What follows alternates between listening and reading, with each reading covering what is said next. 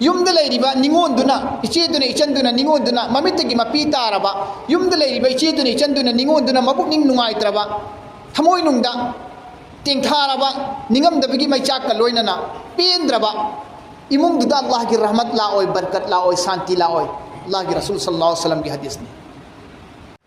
औज़ु बिल्लाहि मिनश शैतानिर रजीम बिस्मिल्लाहिर रहमानिर रहीम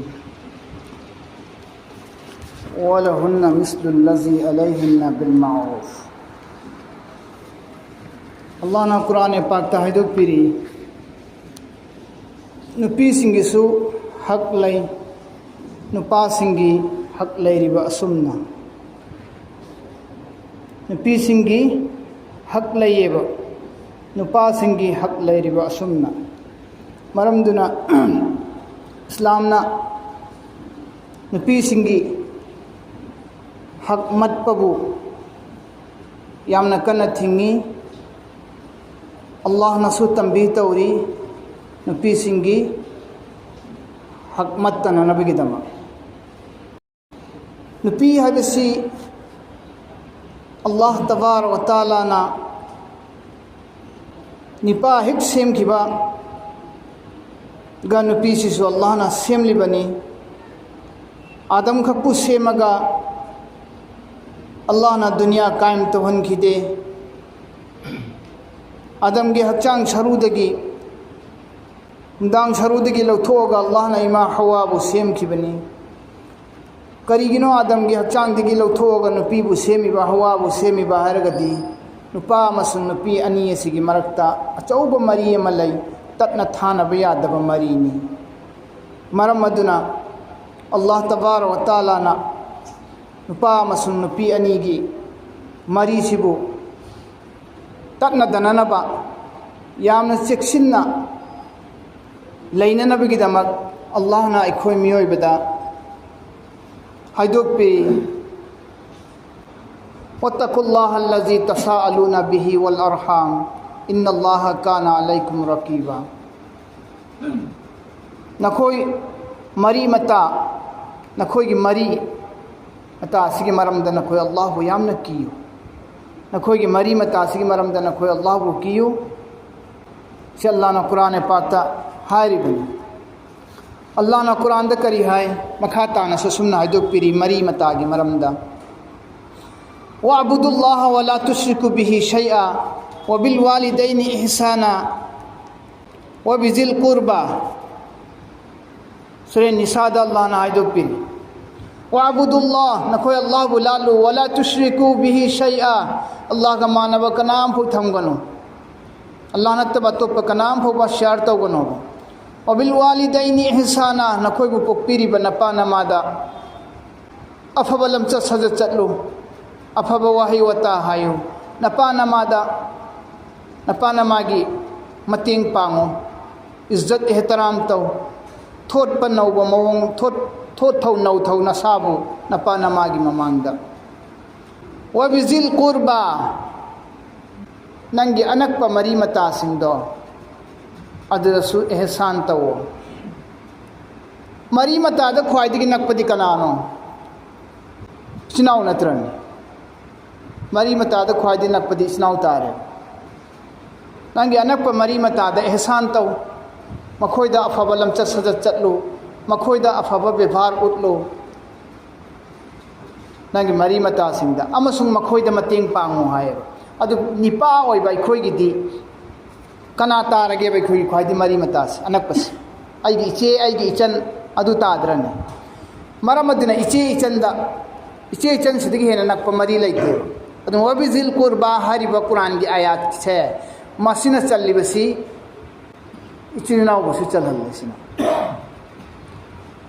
मरी मतासे जेविल अरहाम हाइबमा जेविल कुर्बा हाइबमा इपागी मरीदा अदम लाक्पसिना इपागी मनाव इपागी मयाम्बा इपागी मनाव न पोकपा इपागी मयाम्बा न पोकपा इपागी मयाम्बा न पोकपा मचादो अदुना पोकपा मचा सुम ममैरोम द सुम लाखिबा फुरुरोम द उसुलोम दना मथोम दना ipagi mapa do pokpa mapa ipagi mayamba sumena sum mathang mathang aget khibe yai ipagi mari da oirasu imagi mari da oirasu si anakpa mari sing da challe zawil arham amasung zawil qurba gi manung da loina challe bhari mari mata sing ipagi mache ipagi machan ipagi mayamba ipagi manau imagi mache imagi machan imagi mayamba imagi manau sumaina ima mari da oirasu ipa mari da oirasu zawil arham amasung zawil qurba gi manung da loina challi hari basing asi maramaduna aigi che chandagi hena khwaidagi nakpa rishtadar laite masi zawil arham amasung zawil qurba gi manung da challaba ngaktani aigi che chalai basi ningon sing asi zawil arham harise raham dagi lakpani raham haibadi imagi puknung sibu kawi akhoi gi ima singna miro laga akhoi bu thabum tara naupura iba puknung gi mafam se sibu kari kawi raham kawi base the imagi raham dagi imagi puknung dagi pukminnari imeba ningon su piba su iche su ichan su loina ima magi puknung dagi pukla iba sigi mari machin manau gi mari se machin manau gi mari si yamna kalli yamna maru oi maramaduna ningol singbu iche singbu ichan singbu otpa naiba tawroi dabani makhoi bu mirai ba yade makhoi da naibi ba yade makhoi na mi gi mayum da chatri phau atopa mafam amada atopa sagai amada yum pandri phau tani aikhoi ga makhoi ga leiminnagadaba yamna nungsi chanana leiminnagadabani machin manau ani gi marakta khatnaroi dabani chainaroi dabani iche dugi asoiba ngapi gadabani yamna nungsiba athotpa wahaina chumthokpi gadabani haibi gadabani athiba wahaina ichanduda icheduda lamchat befar kaiba mawongda minungsi leitaba mawongda nupani pibani fuba yai chaiba yai otpa yai naiba yai haiduna fubiba chaibiba otpiba naibiba शरीयत ने याद दे इस्लाम ने याद दे कुरान न थिंगी मरम दुना निंगोन ओइबिसिंग से पोकपसिदी युमदा निंगोल ओइबि लैबसिदी रहमत नि बरकत नि निंगोल हाइबसि इमा लैखिद्रब मतुंगददी आइगी इमा सि लैखिद्रब मतुंगददी इचेदुना इचंदुना इमागी रोल लौरगा इचनाउ खोइबु पिबाम खोइबु सेवा तौरिमिने यो इमिने नाउयोक नाउ कोलिमिने इचेदुना इचंदुना इमा लैखिद्र मतुंगदा इमागी रोल लौरिसि इचेदुना नि इचंदुना नेबा इमागी रोल लौरिबे इचे इचंदु आइगी अवाट पुनमक येंगिबा आइना थबुक चलमदाइ आइगी खोंगुप तैथोपिरिबा आइना थबुक चलुरगा हलकपदा खोंगाव मोदे मोजा मोदे हाइब कांदे इचेदुना इचंदुना आइगी सुबीरिबा इमागी रोल लौरगा आइगी अवाल अपा खुदिमा इचेदुना इचंदुना हंगिबा थीरिबा इयामबसिगी इनाउसिगी दमकता खल्लगा इमासु लैत्रे इयामबसिगी इनाउसिगी अवाल अपासे आइने येंगिंद्रदि कनानि येंगिनगनिना इचेदुना इचंदुना मनाउगी मयामबगी अवाल अपा पुनमक येंसिल्लगा अकुप अता पुनमक इमुंग मनुंगी दायित्व लौरगा सेनरिबा इचेदुबु इचंदुबु इमागी रोल लौरिबा इचेदुबु इचंदुबु फुबीबगा चैबीबगा ओटपीबगा नैबीबगा अथीबा वहाई वता हाइबीरबदी नुपी सिंदगी निंगोन सिंदगी पुकनिंग दु थमोय दु करी ओइगदगेबा मखोयगी थमोय दु कायरोयदब्रा हाइबा मयाम बदुना फुरक्प मतम मखा थाबा मनाउ दुना मचेगी इज्जत एहतराम तौगेदी हाइददना मखागी मनाउ दुना फुबा मचे दु फुरें खल्लोने अदुरगदी मचेसिना करी खनगदगे मचेद ओंखलगा खुद थाबा यादे मयाम बदु ओंखलगा खुद थाबा यादे तवहैदे फत्ते ꯒꯨꯅꯥꯅꯤ ꯍꯥꯏꯔꯦ ꯂꯥꯏꯔꯤꯛꯅ ꯃꯆꯦꯗꯣ ꯑꯣꯟꯈꯠꯂꯒ ꯐꯨꯔꯦ ꯃꯌꯥꯝꯕꯗꯣ ꯑꯣꯟꯈꯠꯂꯒ ꯐꯨꯔꯦ ꯌꯨꯝꯗ ꯂꯩꯔꯤꯕ ꯅꯤꯉꯣꯟꯗꯨꯅ ꯏꯆꯦꯗꯨꯅ ꯏꯆꯟꯗꯨꯅ ꯅꯤꯉꯣꯟꯗꯨꯅ ꯃꯃꯤꯠꯇꯒꯤ ꯃꯄꯤ ꯇꯥꯔꯕ ꯌꯨꯝꯗ ꯂꯩꯔꯤꯕ ꯏꯆꯦꯗꯨꯅ ꯏꯆꯟꯗꯨꯅ ꯅꯤꯉꯣꯟꯗꯨꯅ ꯃꯕꯨꯛꯅꯤꯡ ꯅꯨꯡꯉꯥꯏꯇ꯭ꯔꯕ ꯊꯃꯣꯏꯅꯨꯡꯗ ꯇꯦꯡꯊꯥꯔꯕ ꯅꯤꯡꯉꯝꯗꯕꯒꯤ ꯃꯩꯆꯥꯛꯀ ꯂꯣꯏꯅꯅ ꯄꯦꯟꯗ꯭ꯔꯕ ꯏꯃꯨꯡꯗꯨꯗ ꯑꯜꯂꯥꯍꯒꯤ ꯔꯍꯃꯠ ꯂꯥꯛꯑꯣꯏ ꯕꯔꯀꯠ ꯂꯥꯛꯑꯣꯏ ꯁꯥꯟꯇꯤ ꯂꯥꯛꯑꯣꯏ ꯑꯜꯂꯥꯍꯒꯤ ꯔꯁꯨꯜ ꯁꯜꯂꯜꯂꯥꯍु ꯑꯂैꯍꯤ ꯋꯁꯜꯂꯝꯒꯤ ꯍꯗꯤꯁꯅꯤ ꯂꯥꯏꯔꯤꯛꯇ ꯂꯥꯛꯏꯕꯅꯤ ꯅꯤꯉꯣꯟꯗ ꯑꯣꯠ ꯅꯩꯔꯣꯏꯗꯕꯅꯤ ꯃꯈꯣꯏꯅꯅꯦ ꯁꯥꯎꯈ꯭ꯔꯕꯗꯤ ꯃꯈꯣꯏꯅ ꯃꯕꯨꯛꯅꯤꯡꯗ ꯄꯦꯟꯈꯤꯗ꯭ꯔꯕꯗꯤ ꯃꯈꯣꯏꯅ ꯊꯃꯣꯏꯅꯨꯡꯗ ꯇꯦꯡꯊꯥꯈ꯭ꯔꯕꯗꯤ ꯏꯃꯨꯡꯗ ꯑꯜꯂꯥꯍꯒꯤ ꯔꯍꯃꯠ ꯂꯥꯛꯑꯣꯏ ꯑꯜꯂꯥꯍꯒꯤ ꯔꯍꯃꯠ ꯂꯥꯛꯑꯣꯏꯕ ꯃꯤꯔꯀꯥꯠ ꯁꯔꯥꯍ ꯃꯤꯁꯀꯥꯠ ꯇ ꯑꯁꯨꯝꯅ ꯍꯥꯏꯔꯤ ꯀꯅꯥꯒꯨꯝꯕꯅ ꯃꯆꯤꯟ ꯃꯅꯥꯎ ꯑꯅꯤꯒꯤ ꯃꯔꯤꯕꯨ ꯀꯛꯊꯠꯅꯤꯡꯉꯥꯏ ꯍꯣꯠꯅꯔꯛꯄ ꯃꯇꯝꯗ ꯃꯌꯥꯝꯕꯅ ꯃꯆꯤꯟ ꯃꯅꯥꯎꯒꯤ ꯅꯤꯉꯣꯟꯒ ꯅꯨꯡꯁꯤꯅꯕꯒꯤ ꯃꯔꯤꯗꯨ ꯀꯛꯊꯠꯂꯕ ꯇꯥꯊꯤ ꯇꯑꯣꯏꯅ ꯇꯧꯔꯒ ꯃꯥꯒꯤ ꯃꯆꯦꯗꯨꯕꯨ ꯃꯆꯟꯗꯨꯕꯨ ꯄꯤꯕꯥꯗꯨꯅ ꯇꯥꯊꯤ ꯇꯑꯣꯏꯅ ꯇꯧꯔꯒ ꯃꯆꯤꯟ ꯃꯅꯥꯎ ꯑꯅꯤꯒꯤ ꯅꯨꯡꯁꯤꯅꯕ ꯃꯔꯤꯗꯨ ꯀꯛꯊꯠꯅꯔꯛꯄ ꯑꯗꯨꯗ ꯂꯩꯔꯤꯕ ꯃꯌꯥꯝꯕ ꯑꯇꯩꯅ ꯅꯠꯇ꯭ꯔꯒꯅ ꯃꯄꯥꯗꯨꯅ ꯅꯪꯅ ꯅꯆꯦꯒ ꯅꯆꯟꯒꯗ ꯑꯗꯨꯃꯥꯏꯅ ꯑꯣꯠꯂꯤꯕ ꯅꯩꯔꯤꯕ ꯀꯔꯤꯒꯤꯅꯣ ꯅꯆꯤꯟ ꯅꯅꯥꯎ ꯑꯅꯤꯒꯤ ꯃꯔꯛꯇ ꯂꯩꯕ ꯅꯨꯡꯁꯤ ꯃꯔꯤꯗꯨ ꯅꯪꯅ ꯀꯛꯊꯠꯂꯒ ꯇꯥꯊꯤ ꯇꯑꯣꯏꯅ ꯀꯩꯒꯤꯅꯣ ꯅꯆꯦꯁꯤꯗ ꯇꯧꯕꯤꯔꯤꯕ ꯅꯪꯅ ꯅꯆꯟꯁꯤꯗ ꯀꯔꯤꯒꯤꯅꯣ ꯑꯣꯠ ꯅꯩꯕꯤꯔꯤꯕ ꯇꯧꯕꯤꯔꯤꯕꯁꯦꯅ ꯃꯄꯥꯗꯨꯅ ꯍꯥꯏꯗ꯭ꯔꯕ ꯇꯨꯃꯤꯟꯅ ꯂꯩꯕ ꯇꯥꯔꯕ ꯃꯆꯤꯟ ꯃꯅꯥꯎ ꯑꯅꯤꯒꯤ ꯊꯤꯅꯕꯗꯨꯗ ꯀꯅꯥꯒꯨꯝꯕꯅ ꯃꯇꯦꯡ ꯄꯥꯡꯁꯤꯜꯂꯕ ꯌꯥꯅꯅꯕ ꯍꯣꯠꯅꯕꯤꯗ꯭ꯔꯕ ꯑꯗꯨꯒ ꯋꯥꯔꯛꯄ ꯉꯝꯕ ꯃꯄꯥꯗꯨꯅꯁꯨ ꯋꯥꯔꯛꯄꯤꯗ꯭ꯔꯕ ꯑꯍꯜ ꯂꯃꯟꯗꯨꯅꯁꯨ ꯃꯌꯥꯝꯕꯗꯨꯅ ꯃꯆꯦꯗ ꯐꯨꯕꯗꯨ ꯃꯌꯥꯝꯕꯗꯨꯅ ꯃꯆꯟꯗ ꯐꯨꯕꯗꯨ ꯃꯅꯥꯎꯗꯨꯅ ꯃꯆꯦꯗ ꯐꯨꯕꯗꯨ ꯑꯗꯨꯝ ꯃꯄꯥꯗꯨꯅ ꯌꯦꯡꯉꯒ ꯂꯩꯔꯕ ꯀꯔꯤꯝ ꯍꯥꯏꯗꯕꯤꯗ ꯑꯗꯨ ꯑꯣꯏꯇꯥꯔꯒꯗꯤ ꯑꯜꯂꯥꯍ ꯃꯈꯣꯏꯒꯤ ꯃꯊꯛꯇ ꯂꯥꯅꯠ ꯇꯧꯋꯦ ꯑꯜꯂꯥꯍꯅ ꯃꯈꯣꯏꯒꯤ ꯃꯊꯛꯇ ꯂꯥꯅꯠ ꯇꯧꯋꯦꯕ ꯑꯃꯁꯨꯡ ꯑꯗꯨꯒꯨꯝꯕꯒꯤ ꯃꯔꯝꯗꯒꯤ ꯑꯜꯂꯥꯍ ꯔꯍꯃꯠꯀꯤ ꯅꯣꯡ ꯊꯤꯟꯊꯍꯜꯂꯦ ꯔꯍꯃꯠꯀꯤ ꯅꯣꯡꯁꯦ ꯑꯜꯂꯥꯍꯅ ꯊꯤꯡꯉꯦꯕ ꯕꯥꯖ ꯃꯨꯐꯁꯤꯔꯤꯟ ꯈꯔꯅ ꯃꯐꯝꯁꯤꯗ ꯔꯍꯃꯠꯀꯤ ꯅꯣꯡ ꯅꯠꯇꯦ ꯗꯥꯏꯔꯦꯛ ꯅꯣꯡ ꯊꯤꯡꯉꯦ ꯃꯆꯤꯟ ꯃꯅꯥꯎ ꯑꯅꯤꯒꯤ ꯃꯔꯛꯇ ꯈꯠꯅꯔꯤꯕ ꯂꯥꯎꯅꯔꯤꯕ ꯅꯨꯄꯥ ꯑꯣꯏꯕ ꯄꯤꯕꯥ ꯑꯣꯏꯕꯁꯤꯡꯗꯨꯅ ꯃꯆꯦꯗꯨ ꯉꯝꯃꯤ ꯃꯆꯟꯗꯨ ꯉꯝꯃꯦꯅ ꯑꯣꯠꯄꯤꯔꯤꯕ ꯅꯩꯕꯤꯔꯤꯕ ꯑꯗꯨꯒꯨꯝꯕ ꯃꯤꯑꯣꯏꯁꯤꯡꯗꯨꯒꯤ ꯃꯔꯝꯗꯒꯤ ꯑꯜꯂꯥꯍꯅ ꯅꯣꯡꯁꯦ ꯃꯇꯝ ꯆꯥꯅ ꯆꯨꯍꯟꯗꯦ ꯅꯣꯡ ꯊꯤꯡꯉꯤ ꯍꯥꯏ ꯅꯣꯡ ꯊꯤꯡꯉꯤ ꯍꯥꯏ ꯃꯔꯝ ꯑꯗꯨꯅ ꯑꯩꯈꯣꯏꯒꯤ ꯁꯔꯤꯌꯠꯇꯗꯤ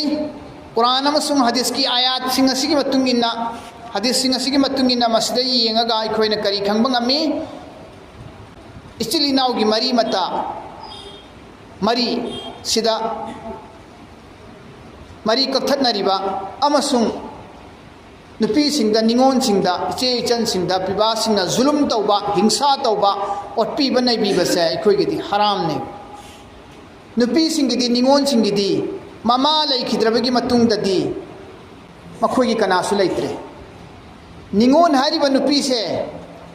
ꯅꯨꯄꯤ ꯅꯤꯉꯣꯟꯁꯤꯡꯁꯤꯒꯤꯗꯤ ꯃꯃꯥ ꯂꯩꯈꯤꯗ꯭ꯔꯕ ꯃꯇꯨꯡꯗ ꯃꯈꯣꯏꯒꯤ ꯇꯦꯡꯊꯥꯐꯝ ꯂꯩꯇꯦ ꯃꯈꯣꯏꯒꯤ ꯉꯥꯊꯐꯝ ꯂꯩꯇꯦꯀꯣ ꯅꯨꯄꯤꯁꯤꯡꯒꯤ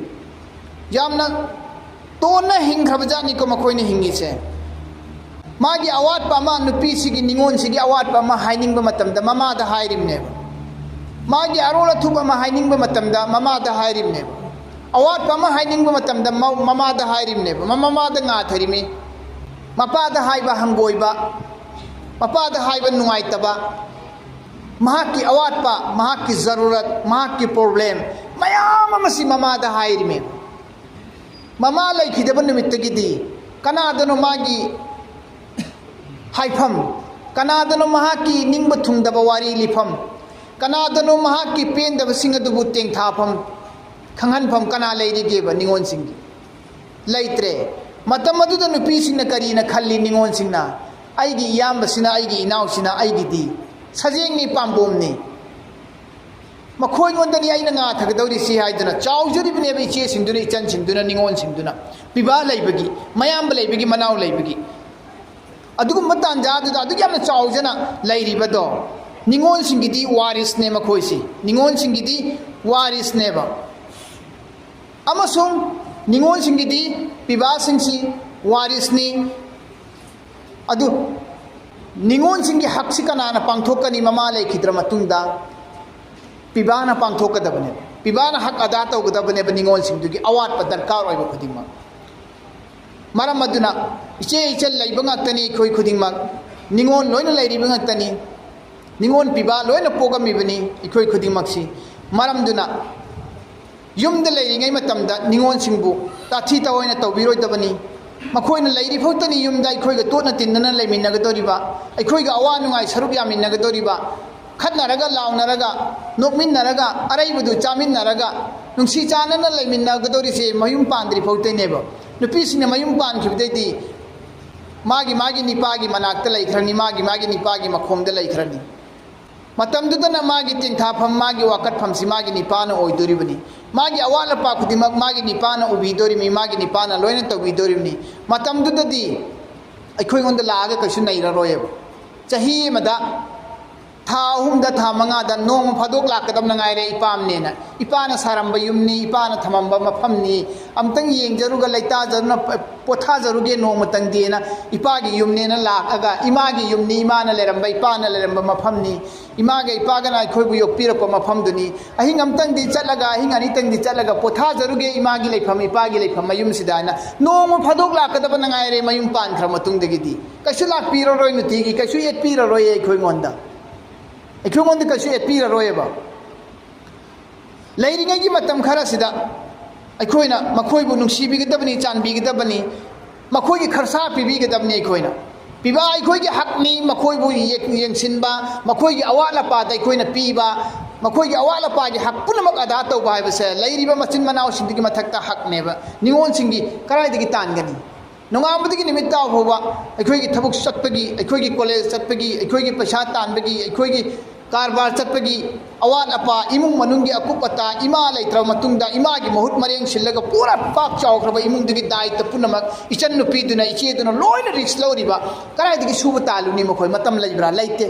मखोयना करी वालमगनी सेनिंगबा कयाम यावरमगनी लिनिंगबा कयाम यावरमगनी लिनिंगबा फी अमा लिपल ngamde लैनिंगबा फी अमा लैबा ngamde हाइबसु ngamde यामबदा इनाउदे इकाय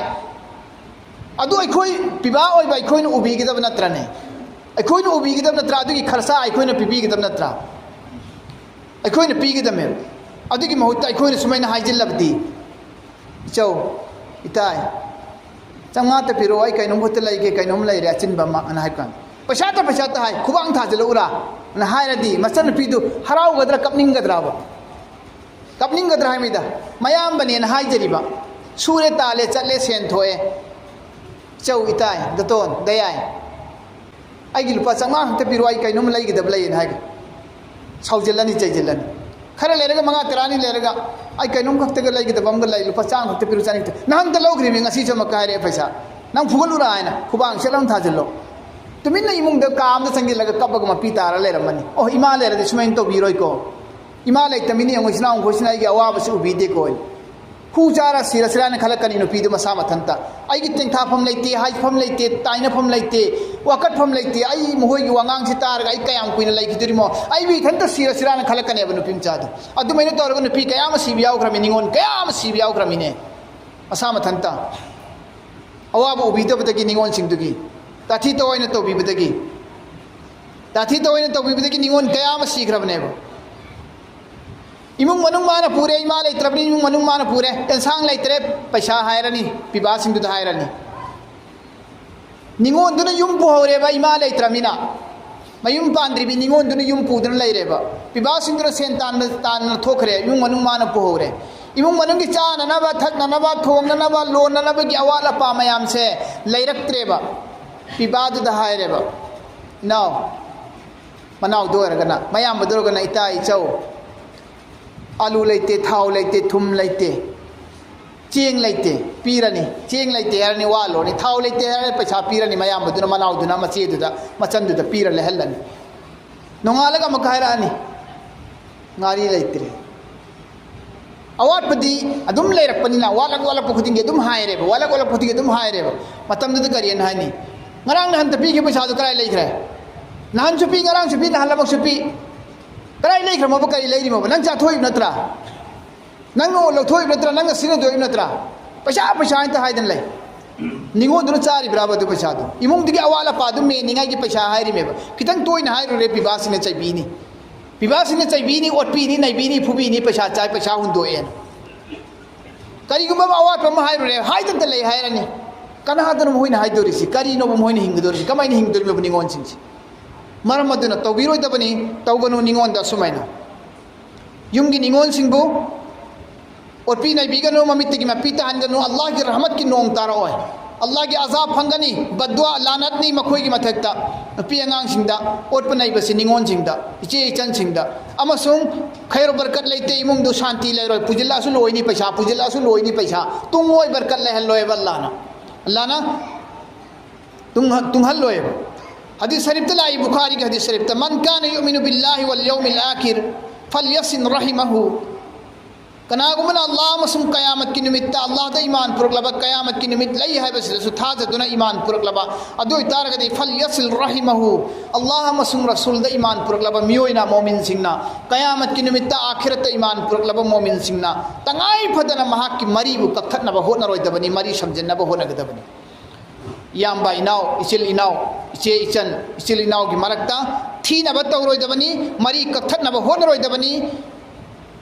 यासिनब होनगदबनी कनागुमना मचिन मनाव की मपा मचा की मरकत लैब मरीबु मचिन मनाव की मरकत लैब मरीबु मचे मचन की मरकत लैब मरीबु कखतनब तारबदी अल्लाह सु महाक मरी कखतने